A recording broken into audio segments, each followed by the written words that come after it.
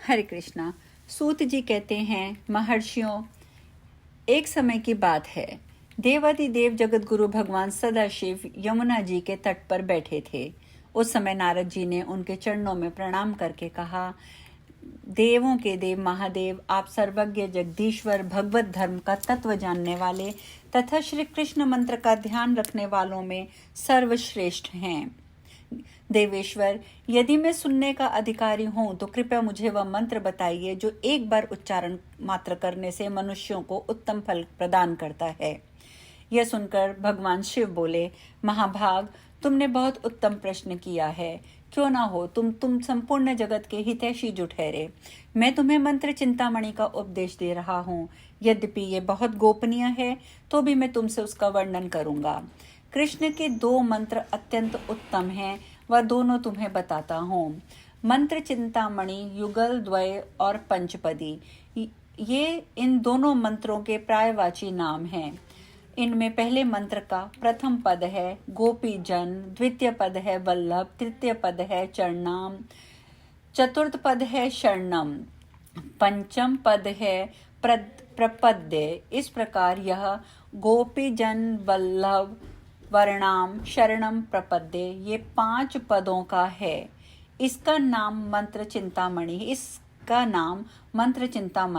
है। इस महामंत्र में 16 अक्षर हैं।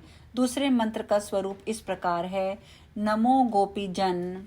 इतना कहकर पुनः वल्लभायाम का उच्चारण करना चाहिए। तात्पर्य ये है, नमो गोपीजन वल्लभाय नमः। भल्लभायाम ये रूप में 2 पदों का मंत्र है जो 10 अक्षरों का बताया गया है। जो मनुष्य श्रद्धा और अश्रद्धा से एक बार भी इस पंचपदी का जाप कर लेता है, उसे निश्चय ही भगवान श्री कृष्ण के प्यारे भक्तों का सानिध्य प्राप्त होता है।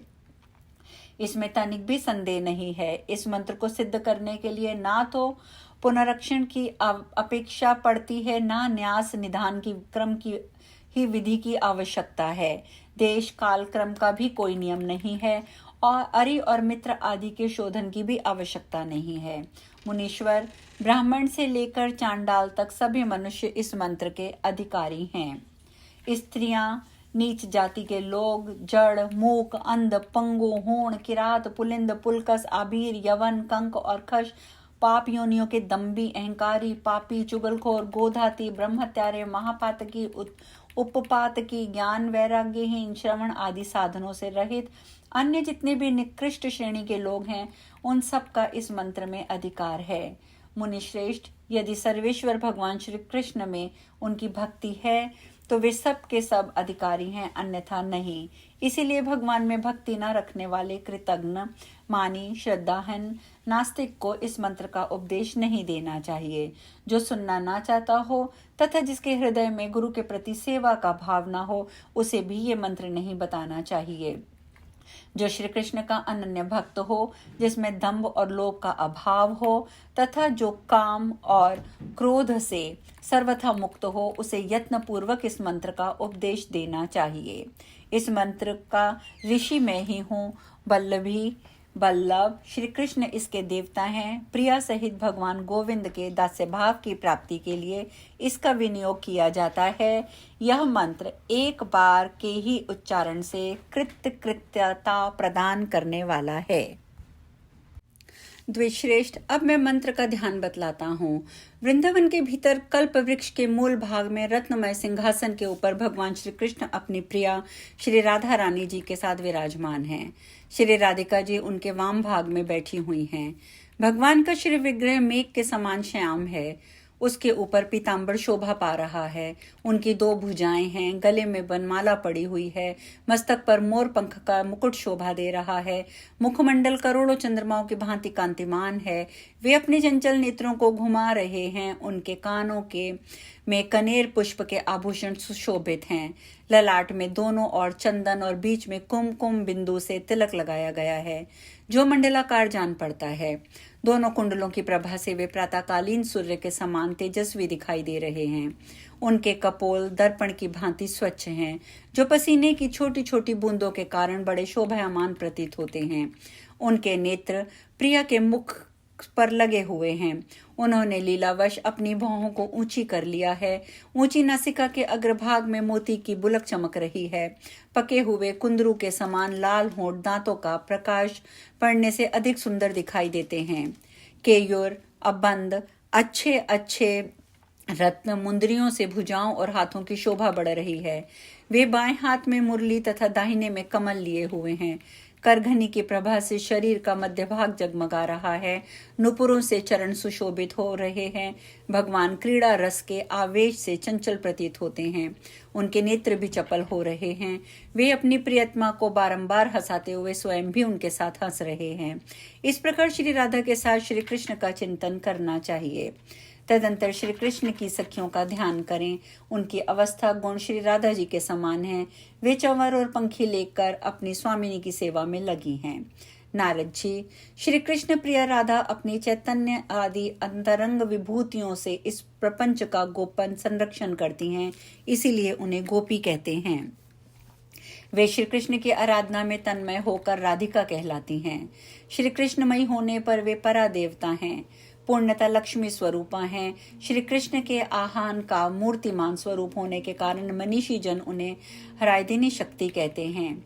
श्री राधा साक्षात महालक्ष्मी हैं और भगवान श्री कृष्ण साक्षात नारायण हैं। मुनीश्वर, इसमें थोड़ा सा भी भेद नहीं है। श्री राधा दुर्गा हैं तो श्री कृष्ण रुद्र हैं। वे सावित्री हैं तो वे साक्षात ब्रह्मा हैं। अधिक क्या कहा जाए, उन दोनों के बिना किसी भी वस्तु की सत्ता नहीं है। जड़ चेतन का सारा संसार श्री राधा कृष्ण का ही स्वरूप है। इस प्रकार सबको उन्हीं देवों को दोनों की विभूति समझो। मैं नाम ले लेकर गिनाने लगूं तो करोड़ 100 करोड़ वर्षों में भी उस विभूति का वर्णन नहीं कर सकता। तीनों लोकों में भी उस विभूति का वर्णन नहीं कर सकता। तीनों लोकों में पृथ्वी सबसे श्रेष्ठ है। जम्बू द्वीप में भी भारतवर्ष और भारतवर्ष में भी मथुरापुरी श्रेष्ठ है। मथुरा में भी वृंदावन, वृंदावन में भी गोपियों का समुदाय, उस समुदाय में भी श्री राधा की सखियों का वर्ग और उसमें भी स्वयं श्री राधा राधिका का सर्वश्रेष्ठ है। श्री कृष्ण के अत्यधिक निकट होने के कारण श्री राधा का महत्व सबकी अपेक्षा अधिक है। पृथ्वी आदि की उत्तरोत्तर श्रेष्ठता इसके सिवा दूसरा कोई कारण नहीं है। वहीं ये श्री राधिका हैं जो गोपी कही गई हैं। इनकी सखियां ही गोपीजन कहलाती हैं। इन सखियों के समुदाय में 2 ही प्रियतम हैं, 2 ही उनके प्राणों के स्वामी हैं, श्री राधा और श्री कृष्ण। उन दोनों के चरण ही इस जगत में शरण देने वाले हैं। मैं अत्यंत दुखी जीव हूँ, अतः उन्हीं का आश्रय लेता हूँ, उन्हीं की शरण में पड़ा हूँ। शरण में जाने वाला मैं जो कुछ भी हूँ तथा मेरी कहने और कहलाने वाली जो कोई वस्तु भी है वह सब श्री राधा और श्री कृष्ण को ही समर्पित है। सब कुछ उन्हीं के लिए है, उन्हीं की ही भोग्य वस्तु है। मैं और मेरा कुछ भी नहीं है।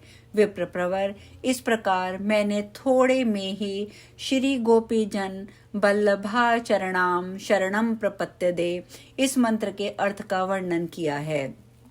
युगलार्थ, न्यास, प्रपत्ति, शरणागति, आत्मसमर्पण, ये 5 पर्याय बतलाए गए हैं। साधक को दिन रात आलस्य छोड़कर यहाँ बताए हुए विषय का चिंतन करना चाहिए। अब हम आज कथा में यहीं विश्राम लेंगे। कल हम दीक्षा की विधि और भगवान श्री कृष्ण के द्वारा श्री रुद्र को युगल मंत्र की प्राप्ति, इन सब की चर्चा करेंगे।